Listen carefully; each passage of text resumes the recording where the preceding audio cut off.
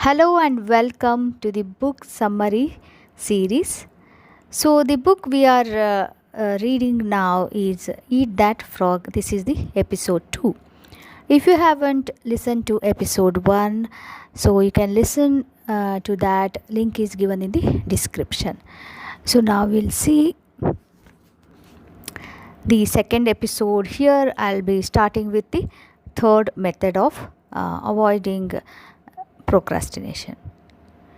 It is apply the 80 by 20 rule to everything. We always have time enough if we will but use it right. Johann Wolfgang von Goethe. The 80 by 20 rule is one of the most helpful of all concepts of time and life management.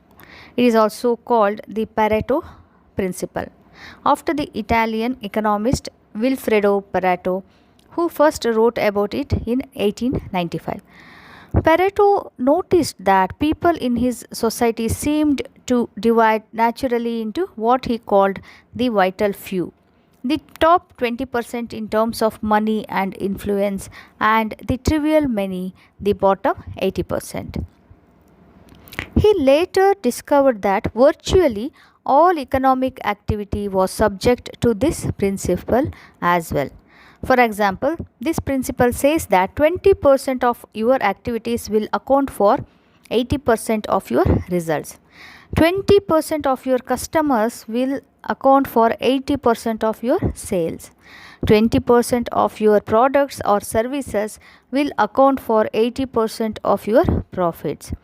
And 20% of your task will account for 80% of the value of what you do, and so on. This means that if you have a list of 10 items to do, 2 of those items will turn out to be worth much more than the other 8 items put together. Number of tasks versus importance of tasks.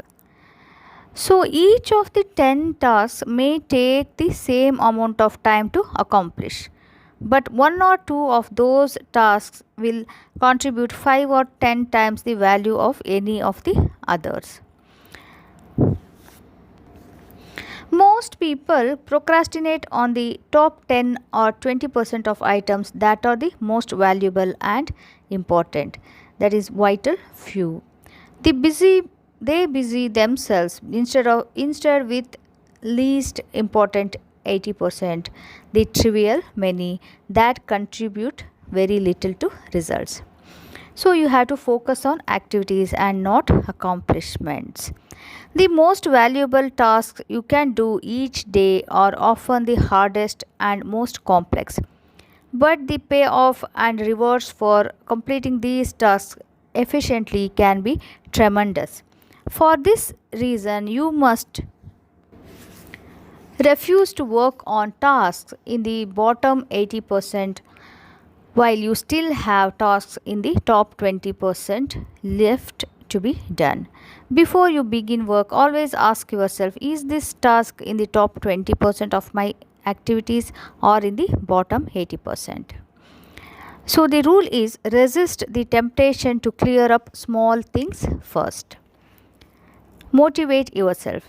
Just thinking about starting and finishing an important task motivates you and helps you overcome procrastination. So, you get a tremendous feeling of pride and satisfaction from completing something valuable and significant. However, when you complete a low value task using the same amount of time and energy, you get little or no satisfaction. Time management is really life management, personal management. It is really taking control of the sequence of events. Time management is taking control over what you do next, and you are always free to choose the task that you will do next. Your ability to choose between the important and the unimportant is the key determinant of your success in life and work. So, what is the action you can take from this chapter or from this method of procrastination, removing the procrastination. So, first, make a list of all the key goals, activities, projects, and responsibilities in your life today. Which of them are could be in the top 10 or 20% of tasks that represent 80 or 90% of your results. Resolve today that you are going to spend more and more of your time working in those few areas that can really make a difference in your life and career, and spend less and less time on lower value activities. So now we will take fourth method. Consider the consequences. Every great man has become great. Every successful man has succeeded in proportion as he confined his powers to one particular channel. Orison Swett, Modern. So, rule you have to follow is long-term thinking improves short-term decision making. Successful people have a clear future orientation. They think 5, 10, and 20 years out into the future. They analyze their choices and behaviors in the present to make sure that what they are doing today is consistent with the long term future and what they desire.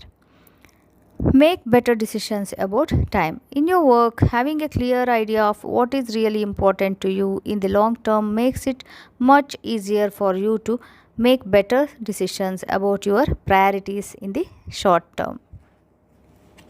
Rule: future intent influences and often determines present actions.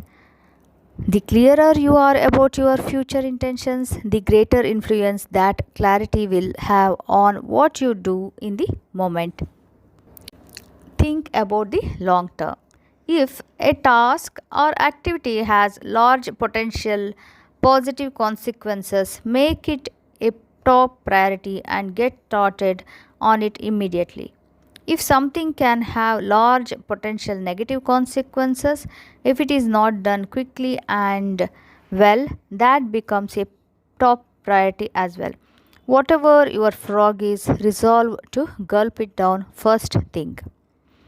Keep yourself focused and forward moving by continuously starting and completing those tasks that can make a major difference to your company and to your future.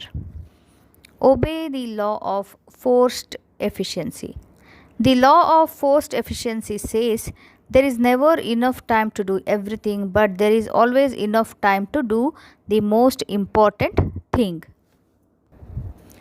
When you are running out of time and know that the consequences of not completing a key task or project can be really serious, you always seem to find the time to get it done, often at the very last minute.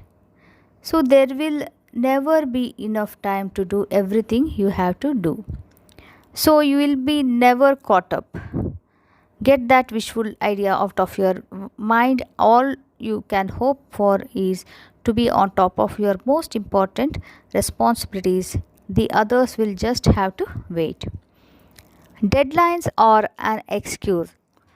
Many people say that they work better under the pressure of deadlines. Unfortunately, years of research indicate that this is seldom true. It is rarely true. Under the pressure of deadlines, often self created through procrastination, people suffer greater stress, make more mistakes, and have to redo more tasks than under any other conditions. It is much better to plan your time carefully in advance and then build in a sizable buffer to compensate for unexpected delays and diversions. Three questions for maximum productivity. You can use three questions on a regular basis to keep yourself focused on completing your most important tasks on schedule. The first question is: what are my highest value activities? The second question you can ask continuously is: What can I and only I do that, if done well, will make a real difference? This question came from the late Peter Drucker, the management guru. Every hour of every day, you can ask yourself this question and come up with a specific answer. The third question you can ask is, what is the most valuable use of my time right now? This is the core question of time management. Answering this question correctly is the key to overcoming procrastination and becoming a highly productive person. Action you can take today, or eat that frog. First, review your list of tasks, activities, and projects regularly. Continuously ask yourself which one project or activity, if I did it in an excellent and timely fashion, would have the greatest positive consequences in my work or personal life. Second, determine the most important thing you could be doing every hour of every day, and then discipline yourself to work continuously on the most valuable use of your time. What is this for you right now? Whatever it is that can help you the most, set it as a goal, make a plan to achieve it, and go to work on your plan immediately. Remember the wonderful words of Goethe: only engage and the mind grows heated. Begin it and the work will be completed. Chapter 5, Method 5: Practice creative procrastination. Make time for getting big tasks done every day. Plan your daily workload in advance. Single out the relatively few small jobs that absolutely must be done immediately in the morning. Then go directly to the big tasks and pursue them to completion. Boardroom reports. Creative procrastination is one of the most effective of all personal performance techniques. It can change your life. The fact is that you can't do everything that you have to do. You have to procrastinate on something. Therefore, deliberately and consciously procrastinate on small tasks. Everyone procrastinates. The difference between high performers and low performers is largely determined by what they choose to procrastinate on. Since you must procrastinate anyway, decide today to procrastinate on low value activities. Decide to procrastinate on outsource, delegate, and eliminate those activities that don't make much of a contribution to your life in any case. Priorities versus posteriorities. Here is a key point. To set proper priorities, you must set posteriorities as well. A priority is something that you do more of and sooner, while a posteriority is something that you do less of and later, if at all. Rule: you can get your time and your life under control only to the degree to which you discontinue lower value activities. One of the most powerful of all words in time management is the word no. Say it politely, say it clearly so that there are no misunderstandings. Say it regularly as a normal part of your time management vocabulary. For you to do something new, you must complete or stop doing something old. Getting in requires getting out. Picking up means putting down. Creative procrastination is the act of thoughtfully and deliberately deciding upon the exact things you are not going to do right now. Procrastinate on purpose.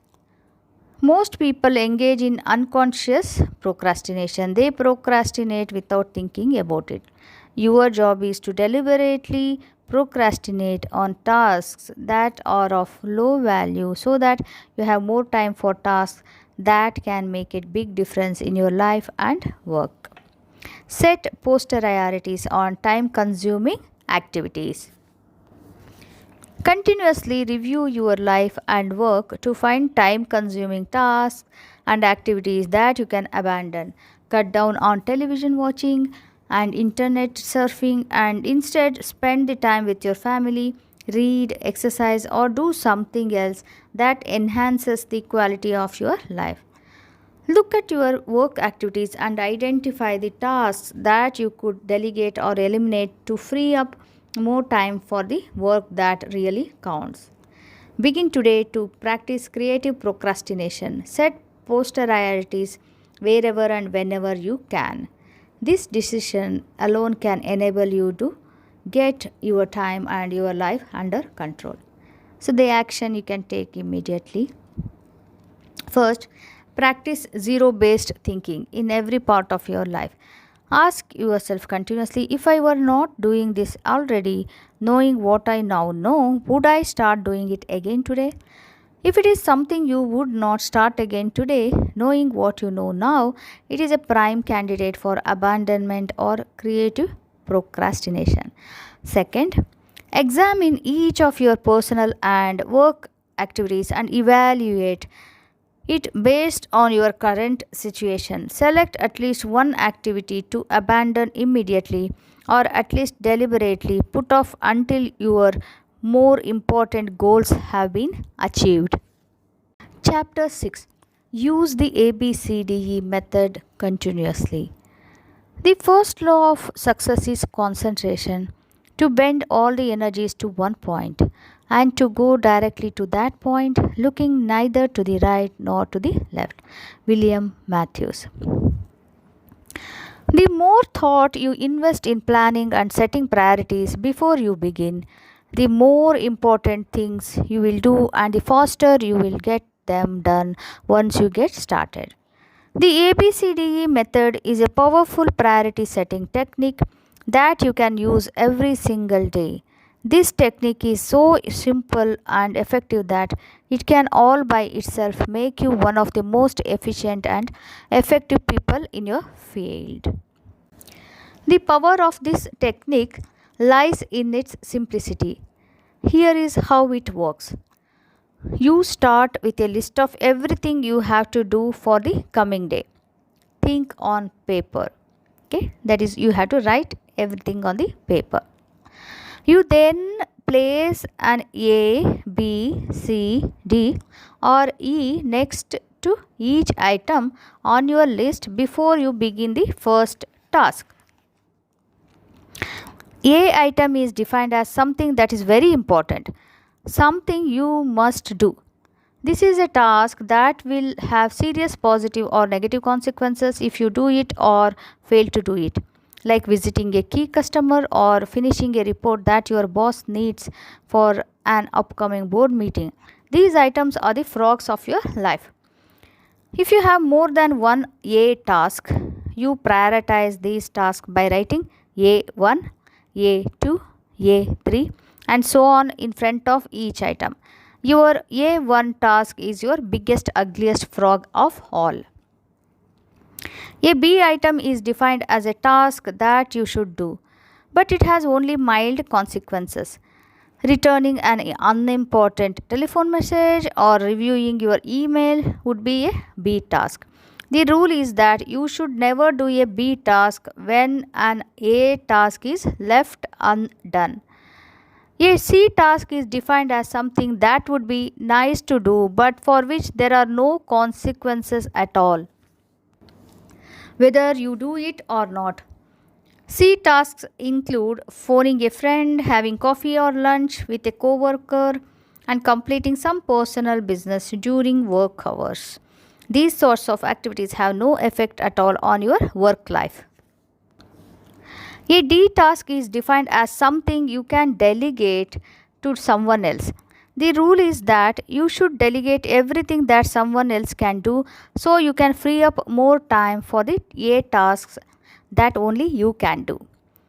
An E task is defined as something that you can eliminate altogether and it won't make any real difference. This may be a task that was important at one time but it is no longer relevant to you or anyone else. After you have applied the ABCDE method to your list, you'll be completely organized and ready to get more important things done faster. The key to making this ABCDE method work is for you to now discipline yourself to start immediately on your A1 task and then stay at it until it is complete. Use your willpower to get going and stay going on this one job, the most important single task you could possibly be doing. Immediate action you can take. First, review your work list right now and put an A, B, C, D, or E next to each task or activity. Select your A1 job or project and begin on it immediately. Discipline yourself to do nothing else until this one job is complete. Second, practice this ABCD method every day for the next month on every work or project list before you begin work. After a month, you will have developed the habit of setting and working on your highest priority tasks, and your future will be assured. So, in this episode, we covered chapters 3, 4, 5, 6. Chapter 3, apply the 80 by 20 rule to everything. 4, consider the consequences. 5, practice creative procrastination. 6, use the ABCDE method continuously. So, these are the chapters so far I have covered. So, next chapters I'll be covering in next episodes. So, I hope this episode was useful to you, and let me know in the comments how did you feel about this. If you use any of these methods, and how did it go, let me know your experience also in the comments. And if you like this episode, and share with your friends and family, and also subscribe to my channel if you have not yet subscribed to the channel. So I'll be covering this entire book in 2-3 episodes. So keep listening to this series, and also support me by subscribing to my channel and sharing these episodes. Thank you so much. Please take care of yourself. I'll see you again in the next episode. Bye bye.